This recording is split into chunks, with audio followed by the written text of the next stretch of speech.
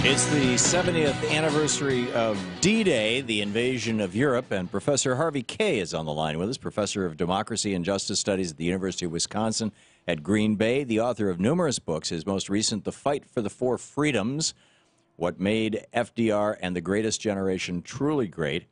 His Twitter is Harvey J. Kaye, K-A-Y-E. Professor Kaye, welcome back. Tom, great to be back. Hey, a quick question, and I've got this little book, The U.S. Constitution and Fascinating Facts About It, and you're gonna stump me now, I bet that. Pardon? You're going to stump me now, watch. Well, I may, because it stumped me, and I can't find it in the New York Times archives, but it says that in 1933, there was a proposed amendment to the Constitution to limit let me read it. An attempt to limit personal wealth to $1 million, which would be $1 billion in today's money. Do you know anything about that? I don't. I mean, there's something familiar sounding about it, but I really don't know. If you can track that down and let me know, I would so love to find out about that, because we've got a website called nobillionaires.com, and I have been saying for a long time that we should simply say there's a 100% tax on wealth over $1 billion. If you can't live on $1 billion, you got a problem. And, you know, and if somebody proposed it in 1933, geez, I would love to know the story of that. Yeah, I have to look into that for sure. Okay. Absolutely have to look into All right. But anyhow, this is the anniversary of the invasion at Normandy, and 156,000 Allied troops, 73,000 American troops, right. 6,600 American casualties. 900 Canadian, 946 Canadian casualties, 2,700 British casualties just from this one day. This is amazing. And you have a take on what these guys were fighting for as a positive, as opposed to just, you know, trying to stop the fascists and I'm not sure what the Japanese called themselves, but. Well, I guess we call those, they were the Japanese imperialists. Imperialists, that's right, the empire. The army there. You know, I think what the sad thing is that while we celebrate, and we rightly celebrate, the GIs and, you know, the Marines and all those who fought in World War II, we rightly celebrate them, and we rightly celebrate them as the greatest generation.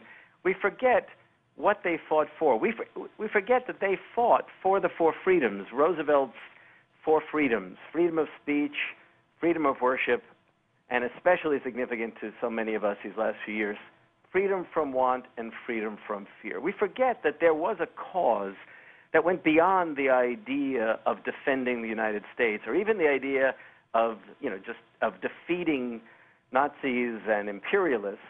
The idea was to win the war in order to reinvigorate the achievements of the previous 8 years that we call the New Deal.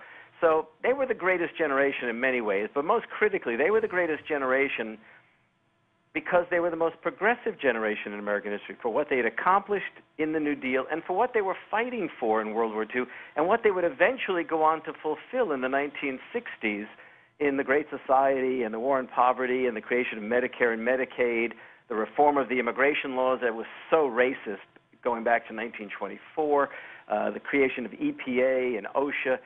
So what we need to remember is that this was the greatest generation because they were so progressive. The cause for which they were fighting was the four freedoms. And it seems a shame on this day. You know, I was looking at the magazines on the newsstands, and I was watching the celebrations this morning, and they're all very moving, really wonderful and moving, but they leave out the critical dimension of what the war was ultimately about in the minds of Americans. Right. Right, and at least in the minds of many Americans, and since the era of Reaganomics, since the Reagan Revolution in 1981, we have kind of left behind the idea that one of the four freedoms that America represents is the freedom from want.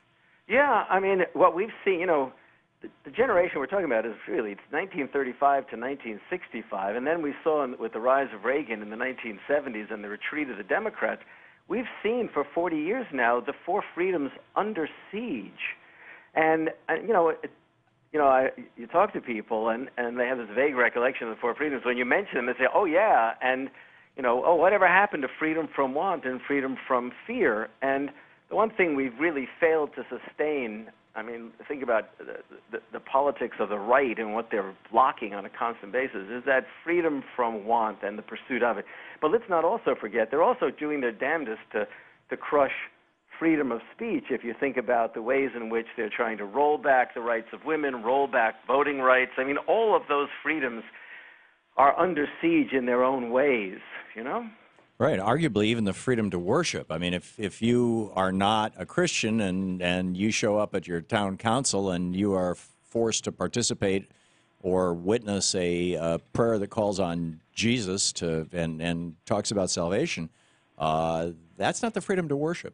Right. No, absolutely. And when Catholics and Jews went to war along with their Protestant fellow citizens, they had very much in mind freedom of worship and the idea of American equality encompassing religion. And remember, 1 million African Americans served in World War II. And when they went to war, they were fighting for freedom from fear, not only against Nazis, but very much against Southern white supremacists and racists in the North. So those four freedoms meant a lot to those soldiers. You know, it's often said that they really were fighting for their buddies and not for a higher cause. Well, that's decidedly untrue.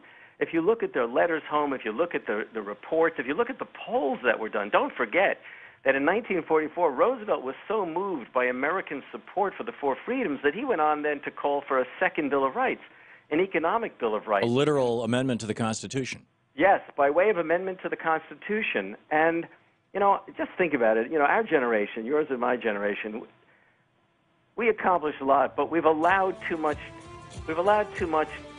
to fall, to decline. We've got to renew the fight for the four freedoms.